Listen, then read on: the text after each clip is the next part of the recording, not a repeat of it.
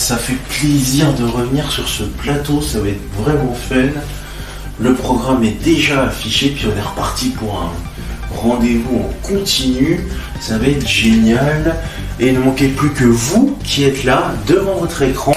Et ça fait vraiment plaisir. Je vous souhaite de passer une très belle fin d'été en notre compagnie. Merci à vous de votre fidélité. Et merci beaucoup à vous de nous avoir suivis pendant toute la durée des Jeux Olympiques de Paris 2024. Vous avez été hyper nombreux. Ça fait vraiment plaisir. Madame, monsieur, mes petits poussins, mes petits poulets, soyez les bienvenus pour de nouvelles aventures du monde de Jerry, la nouvelle grande formule du 17-20, le premier grand rendez-vous scientifique de la soirée. Bip bip. Yeah. Très heureux de vous accueillir.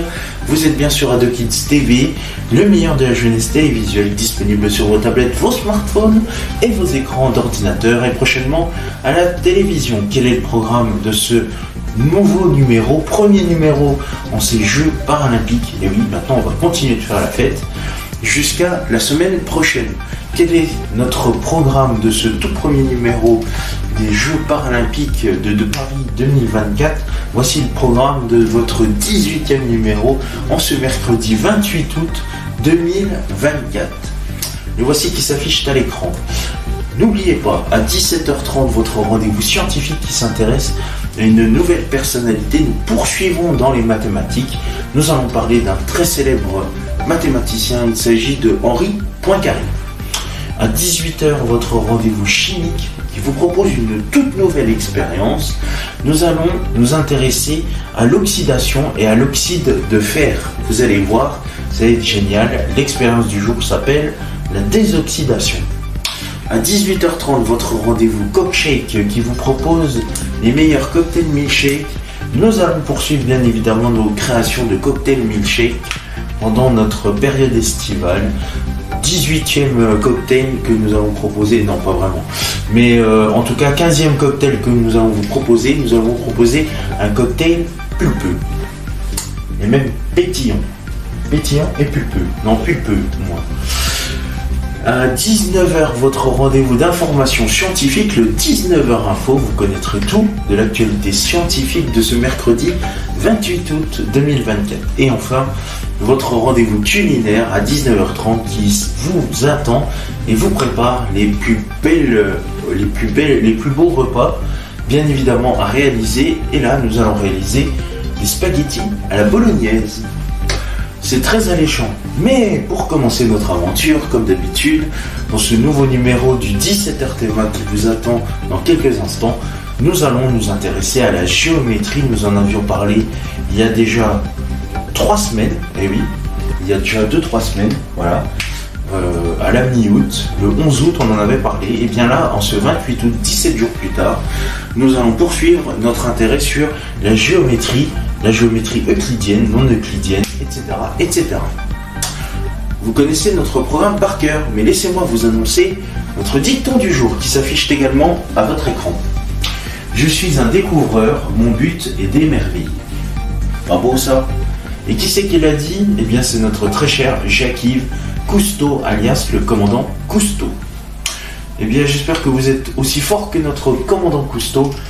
Vous allez pouvoir découvrir nos nouvelles aventures et moi je vais essayer de vous faire émerveiller pendant ce programme puisque c'est le but de ce 17-20 nouvelle génération. Et ça tombe bien, nous sommes ensemble pendant 3 heures de 17h jusqu'à 20h dans la nouvelle formule générationnelle. Soyez les bienvenus dans le monde de Jerry. C'est parti, en route.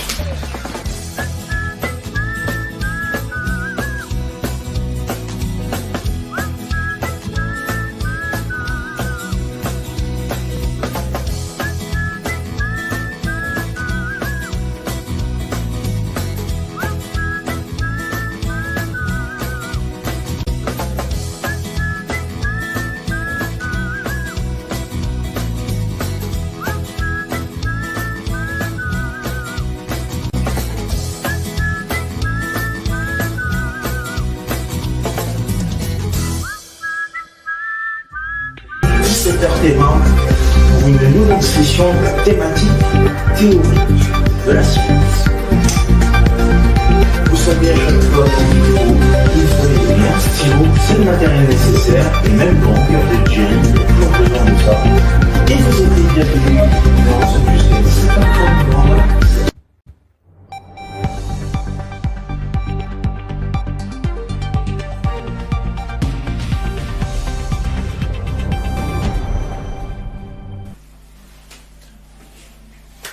Bip bip. Yeah, madame, monsieur, mes petits poussins, mes petits poulets.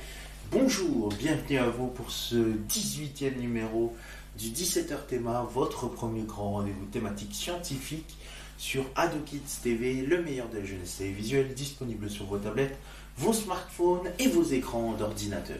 Je suis très heureux de vous accueillir pour de nouvelles aventures. Nous repartons à la suite de la géométrie. Souvenez-vous, il y a 17 jours, nous en parlions, bien sûr, de cette géométrie. Je vous rappelle que la géométrie admet de nombreuses exceptions selon les auteurs. Dans un sens strict, la géométrie est l'étude des formes et des grandes figures. Cette définition est conforme à l'émergence de la géométrie en tant que science sous la civilisation grecque. Durant l'époque classique, selon un rapport de Jean-Pierre Cahane, cette définition coïncide avec l'idée que se font les gens de la géométrie comme matière enseignée. C'est le lieu où on apprend à appréhender l'espace. En 1739, Léonard Euler étudie le premier des 7 points de Königsberg. Ces travaux sont considérés comme l'un des premiers résultats de géométrie, ne dépendant d'aucune mesure, des résultats qu'on qualifiera de topologiques. Les questions posées durant le XIXe siècle ont conduit à repenser les notions de forme et d'espace. En écartant la rigidité des distances euclidiennes, il a été envisagé la possibilité de déformer continuellement une surface sans préserver la métrique induite. Par exemple, de déformer une sphère en un ellipsoïde. Étudier ces déformations a conduit à l'émergence de la topologie. Ces objets d'étude sont des ensembles, les espaces topologiques, dont la notion de proximité et de continuité est définie ensemblistement par la notion de voisinage. Selon certains mathématiciens, la topologie fait pleinement partie de la géométrie, voire en est une branche fondamentale. Cette classification peut être remise en cause par d'autres. Selon le point de vue de Félix Klein, la géométrie analytique synthétisait en fait 2 caractères ultérieurement dissociés, son caractère fondamentalement métrique et l'homogénéité. Le premier caractère se retrouve dans la géométrie métrique, qui étudie les propriétés géométriques des distances. Le second est au fondement du programme d'Erlangen, qui définit la géométrie comme l'étude des invariants d'action de groupe. Les travaux actuels dans des domaines de recherche portant le nom de géométrie tentent à remettre en cause la première définition donnée. Selon Jean-Jacques Zdeniarich, la géométrie ne se construit pas sur la simple référence à l'espace, ni même sur la figuration ou sur la visualisation, mais se comprend à travers son développement. La géométrie est absorbée, mais en même temps nous paraît attribuer un sens au concept en donnant par ailleurs l'impression d'un retour au sens initial. Il révèle 2 mouvements dans la recherche mathématique qui a conduit à un élargissement ou à un morcellement de la géométrie. La procédure d'idéalisation consistant à montrer l'importance d'une structure en l'ajoutant aux objets mathématiques déjà étudiés.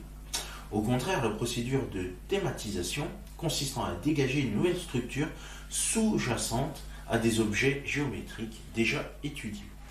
Dans le prolongement de la géométrie, peut être abordée non plus comme une discipline unifiée, mais comme une vision de mathématiques ou une approche des objets. Selon Gerhard Heinzmann, la géométrie se caractérise par un usage de termes et de contenus géométriques comme point, distance, dimension, en tant que cadre langagier dans les domaines les plus divers, accompagné par un équilibre entre une approche empirique et une approche théorique.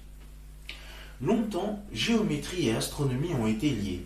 À un niveau élémentaire, le calcul de des tailles de la Lune et du Soleil et de leurs distances respectives à la Terre fait appel au théorème de Thalès.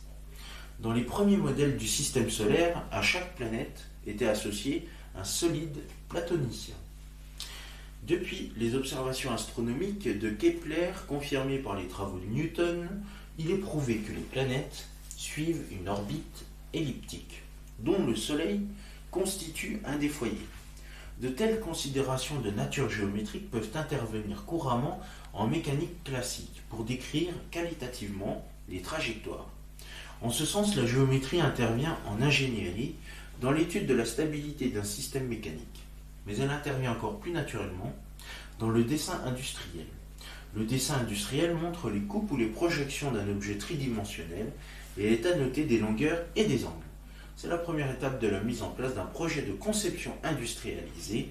Récemment, le mariage de la géométrie avec l'informatique a permis l'arrivée des nouvelles conceptions assistées par ordinateur, les fameuses CAO, qu'on peut aussi appeler, dans certains cas, les DAO, les dessins assistés par ordinateur, des calculs par éléments finis et de l'infographie.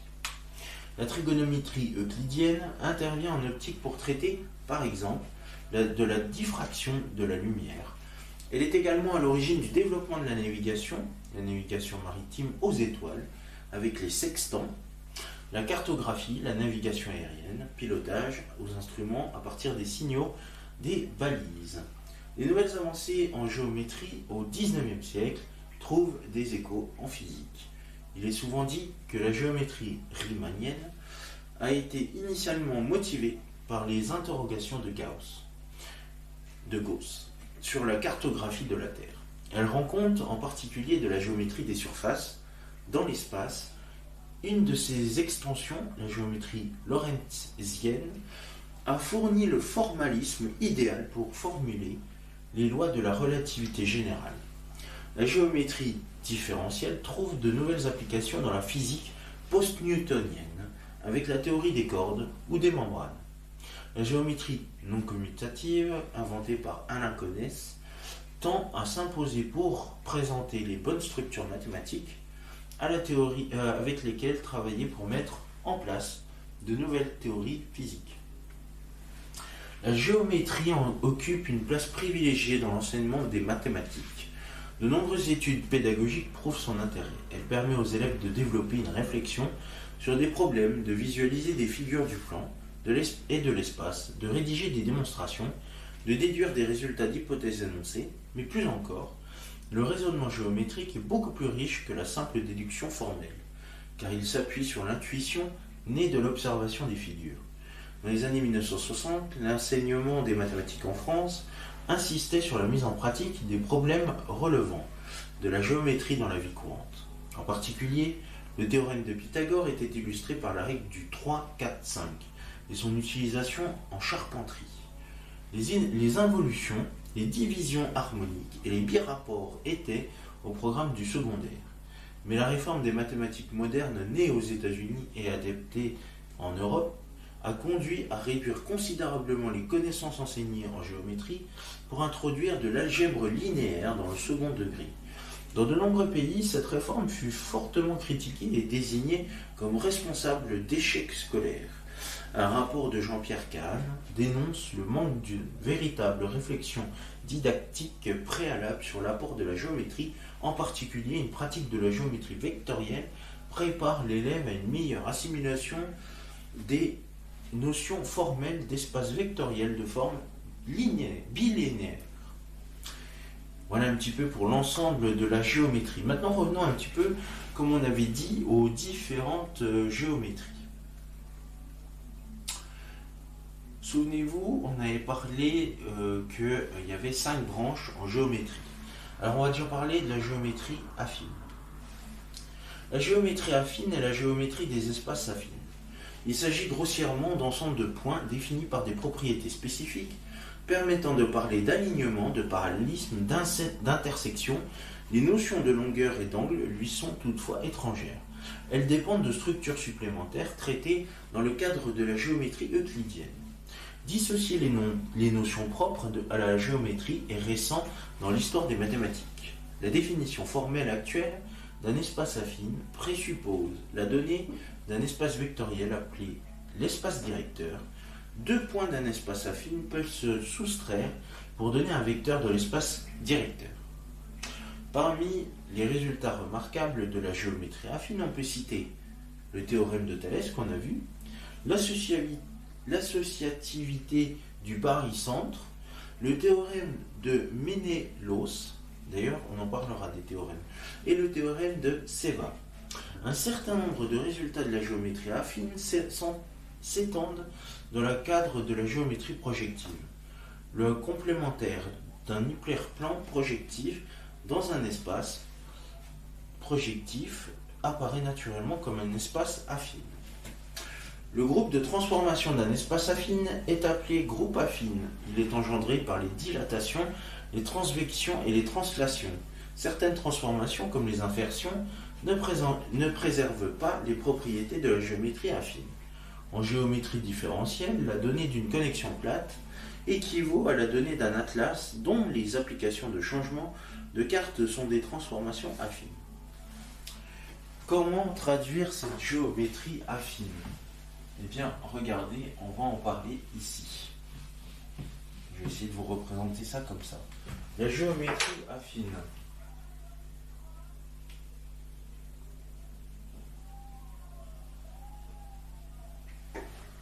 Va se représenter comme ça. Donc j'ai plusieurs points. J'ai S,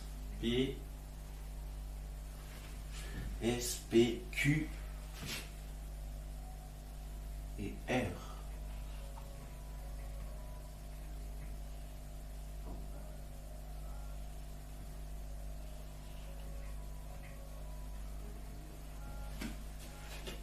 Et à l'intérieur, j'ai même Q, R.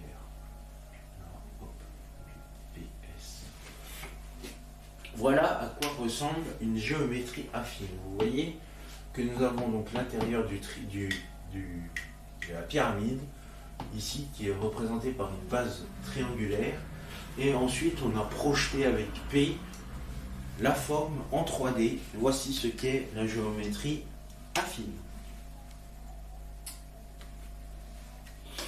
Après la géométrie affine, nous allons parler de la géométrie projective. En mathématiques, la géométrie projective est le domaine de la géométrie qui modélise les notions intuitives de perspective et d'horizon. Elle étudie les propriétés inchangées des figures par projection centrale. Ibn Saïd et Abou Sahl al-Qi'i inventent conjointement le domaine de la géométrie projective au Xe siècle à Bagdad. Le mathématicien et architecte Girard Desargues publie ses travaux dans son brouillon project d'une atteinte aux événements des rencontres du cône avec un plan publié en 1639 où il utilise pour une théorie unifiée des coniques. Mais on trouve déjà des notions projectives dans les œuvres de Pappus d'Alexandrie, qui introduit le rapport anharmonique et fait référence à Apollonios de Perga. L'œuvre de Desargues a peu de succès de son temps et est oubliée jusqu'à sa redécouverte par l'éditeur et bibliophile Poudrat au milieu du XIXe siècle. Ses contemporains ne comprennent pas la profondeur de ses travaux, à l'exception du jeune Blaise Pascal, qui les poursuit et démontre en particulier un théorème proche de celui aujourd'hui appelé le théorème de Pascal. On en parlera bientôt de ce célèbre personnage. Poncelet réinvente la géométrie projective au début du XIXe siècle, certainement influencé par la géométrie descriptive enseignée par son professeur à l'école polytechnique Gaspard Monge. Il publie en 1822 le traité des propriétés géométriques des figures. Indépendamment, un autre élève de Monge, Joseph Diez Gerjonne, découvre lui aussi à la même époque certains des principes de la géométrie projective. Poncelet et Gerjonne, par des voies différentes, mettent en évidence le principe de dualité propre à la géométrie projective, où par exemple deux droites distinctes du plan sont toujours séquentes, tout comme par deux points distincts passe toujours par une droite. Auguste Ferdinand Mobius introduit en 1827 les coordonnées homogènes qui permettent d'appliquer les méthodes de la géométrie analytique à la géométrie projective, travail auquel se consacre également Julius Plücker. Parallèlement, Jacob Steiner développe l'approche de la géométrie synthétique. Finalement, c'est Félix Klein qui, à la fin du XIXe siècle, clarifie le lien entre géométrie projective et géométrie euclidienne. et montre comment les géométries non euclidiennes peuvent également se ramener à la géométrie projective. Sous l'influence du programme d'Erlangen a lieu une évolution conceptuelle majeure. Tandis que jusque-là la géométrie était la science des figures, elle devient l'étude des transformations de figures. Les géomètres du tournant du siècle se concentrent désormais sur la composition des transformations, la structure de certains groupes de transformations, les invariants de telle ou telle famille de transformations, les axiomes minimaux permettant ces propriétés de transformation. Aujourd'hui, certaines notions élémentaires de géométrie projective sont utilisées dans des systèmes de vision par ordinateur et de rendu graphique tels qu'OpenGL. Dans une approche issue du programme d'Erlangen, la géométrie projective se distingue de la géométrie euclidienne ordinaire en ne s'intéressant qu'à l'étude de ce qui, dans les figures, reste inchangé après projection, alors que la géométrie euclidienne est l'étude de ce qui reste invariant après déplacement. On peut la voir aussi comme la science des figures qui se trace à la règle et au compas. De ce point de vue, la géométrie projective comporte moins d'axiomes que la géométrie euclidienne et par suite, elle est plus générale. La géométrie projective ignore les droites parallèles et les droites perpendiculaires, les isométries, les cercles, les triangles rectangles, les isocèles, les équilatéraux, etc. On peut aussi dire par exemple que pour elle, cercle, ellipse et hyperbole ne constituent qu'une seule figure. Il est possible, à l'aide de certaines conventions de langage, par exemple en appelant parallèle deux droites qui se coupent sur une droite choisie du plan, de retrouver les résultats de la géométrie affine à partir de ceux de la géométrie projective et en introduisant les nombres complexes de retrouver également ceux de la géométrie euclidienne. Voici une démonstration de la géométrie projective.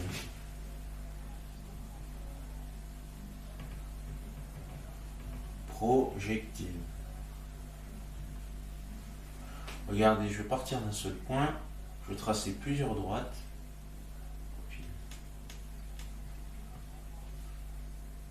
Allez, hop, hop, hop, hop, hop. Et là, je vais tracer. Alors, est-ce que j'ai une autre couleur? Non, je vais chercher une autre couleur.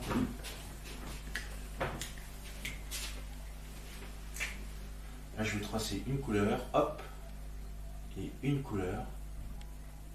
Ici, hop. Voilà. Et là, je vais avoir les points A', A, B, C, D, E, F, G,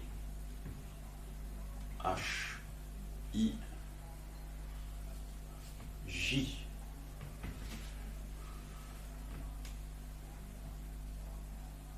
Et là, le point S.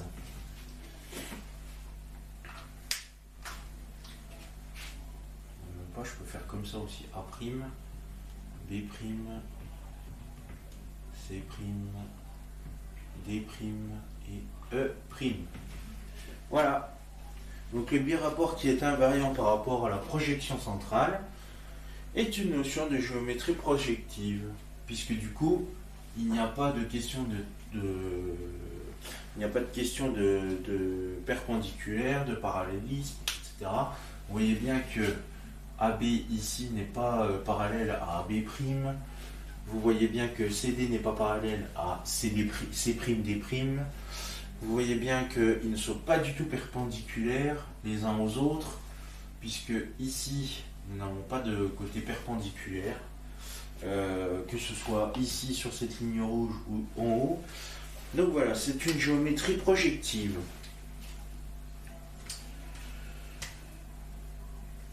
Plusieurs systèmes d'axiomes ont été énoncés pour fonder la géométrie projective, notamment par Henriques, Coxeter et Rossier, qui ne présentent que de légères différences.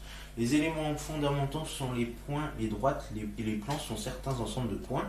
Il existe une relation ternaire, dite d'ordre cyclique, entre les points appartenant à une même droite ou entre les plans passant par une même droite ou entre les droites appartenant à un même plan et passant par un même point.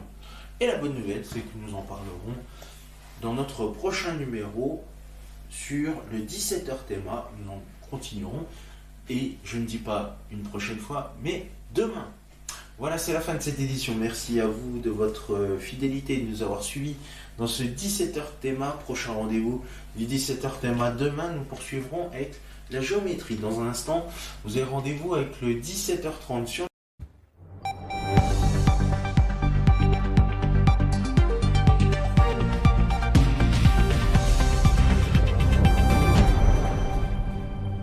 après avoir parlé de Pythagore et de Thalès avec leurs différents théorèmes. Je vous embrasse. Je vous souhaite une excellente après-midi sur Radio Kids TV. Merci. Salut.